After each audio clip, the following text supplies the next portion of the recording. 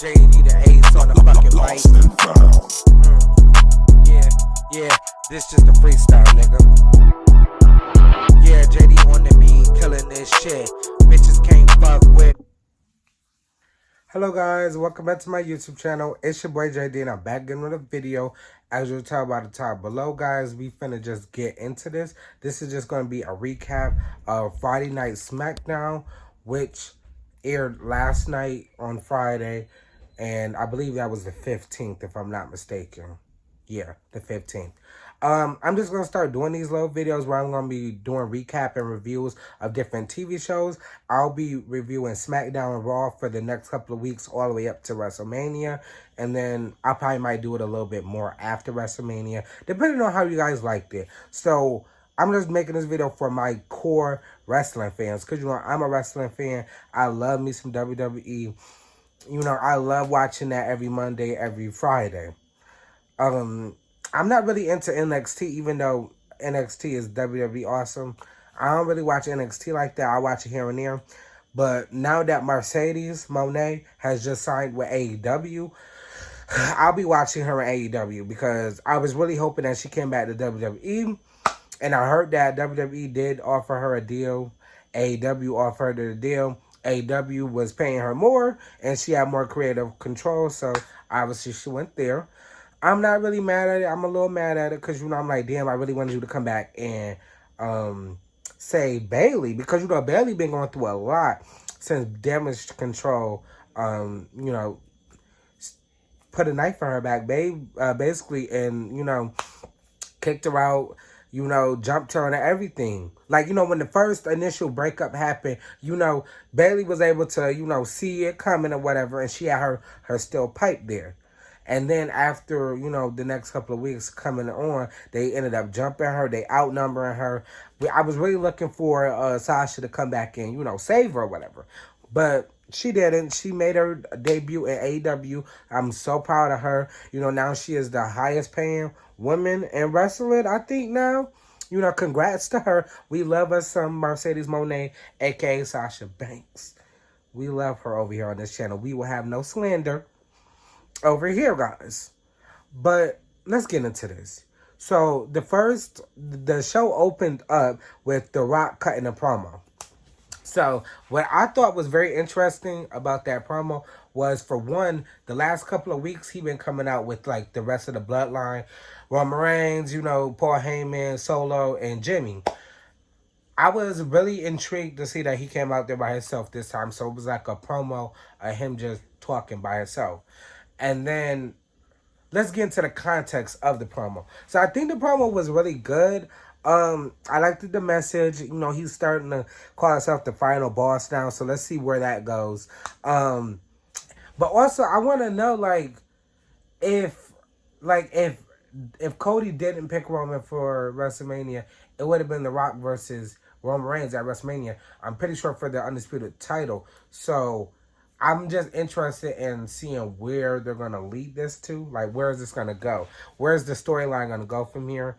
I do think it's really interesting that in the beginning, like, you know, they were all coming out together. Now they're, you know, individual. But Rock did mention Roman multiple times and within that promo, which was saying, like, you know, oh, the title's going to stay with Roman. It's going to stay on him.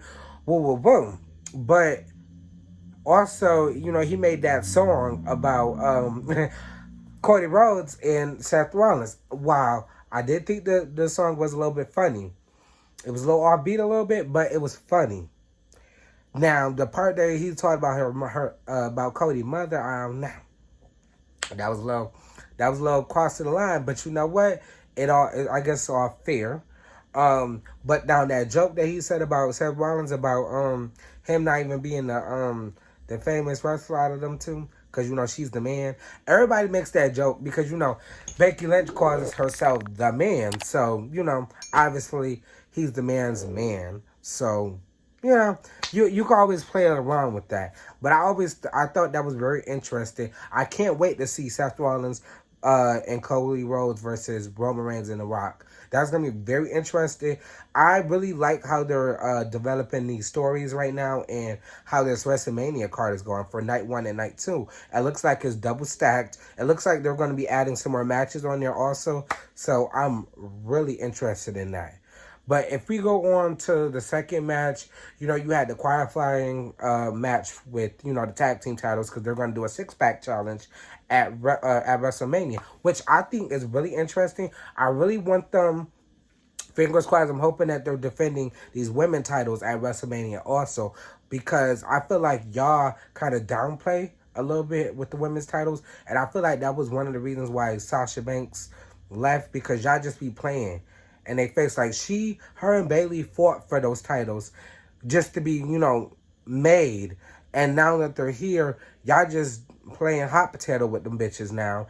And it's not like becoming like a good developed storyline like how the men's tag team, matches are and stuff like that. So I get what she was saying, and I'm hoping that they have them being defended on WrestleMania. I don't want them to be defended the week or a couple days beforehand. I don't want them to be defended after WrestleMania. If it's not defended at WrestleMania, then that makes no fucking sense. Because why would y'all not put those titles on WrestleMania? Like, I hate when they don't put those titles on the pay-per-views. Like, what was the point? What was the point? And furthermore, y'all was showing proof of the reason why, Sasha left, because y'all really had a potentially a good storyline to go off of. It was Sasha Banks and Naomi as women's tag team champions. They were the first black women's tag team champions. Mind you, keep that in mind, because they were the first black women's champions. Tag team champions. And y'all really y'all had a good storyline with Liv Morgan and Rhea Ripley. Y'all could have did that. Even though Rhea Ripley is her own champion now and she dominating. But they had so many different things that they could have went in different directions and they just didn't want to. So at one point, you got to be like, okay, I'm going to stand up for myself. Yeah.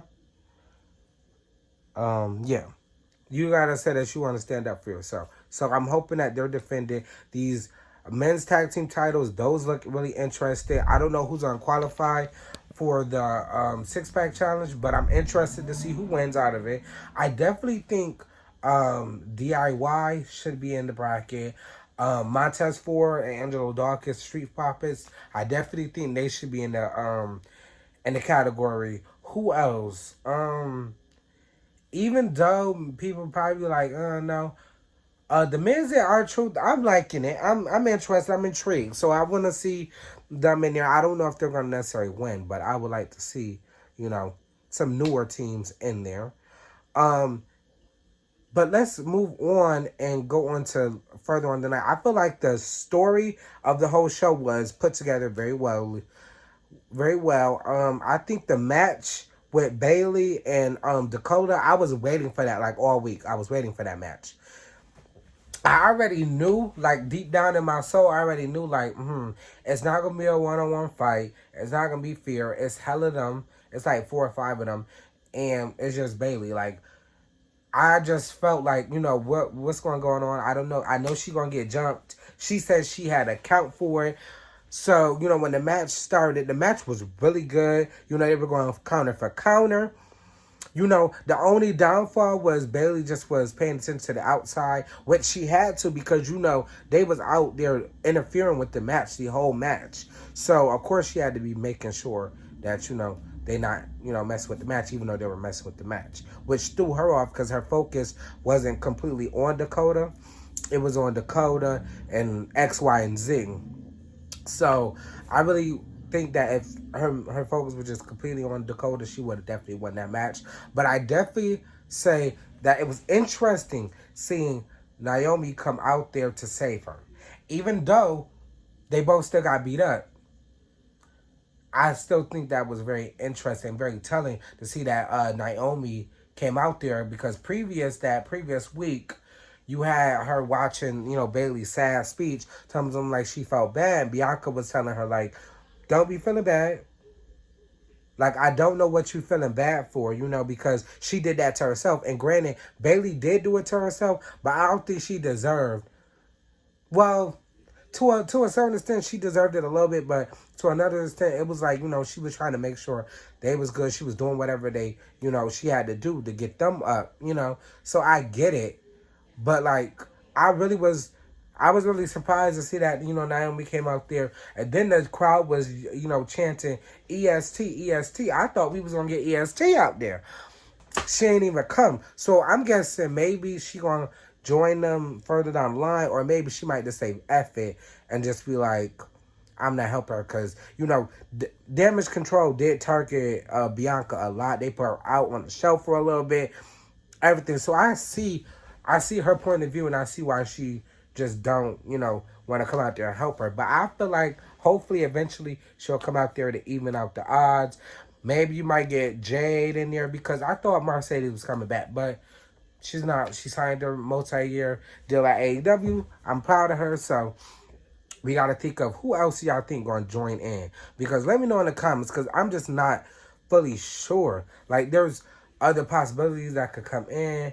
I don't know if Charlotte is medically clear yet, because, she had her surgery. I don't think she's clear yet. But y'all let me know in the comments what y'all thought about that match. Also, if you fast forward, you got Sami Zayn versus Gunther at Wrestlemania for the Intercontinental title.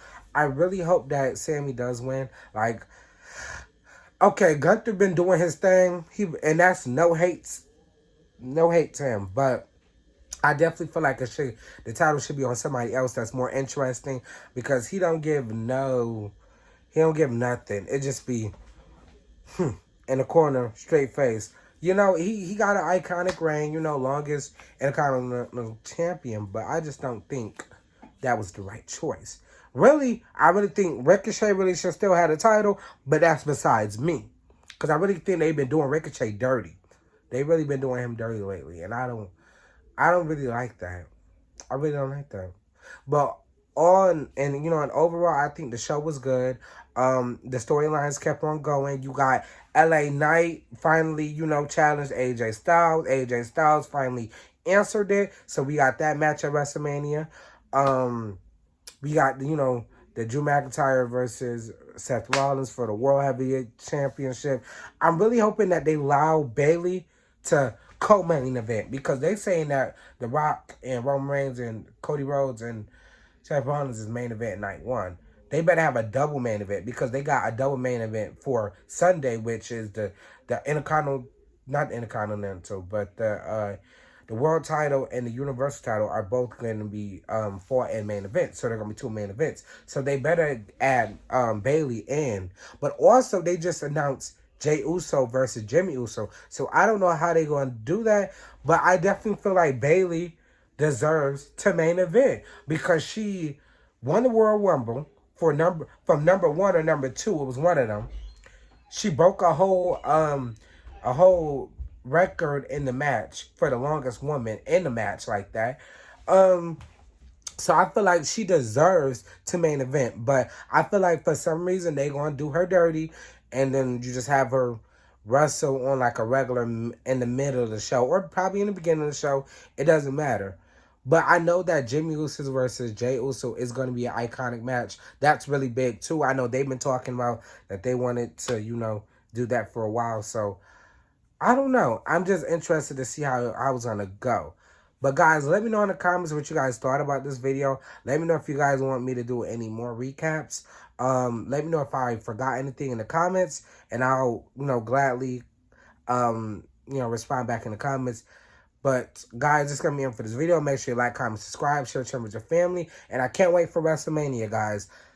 And that's going to be it. Peace out, wrestling fans. Peace.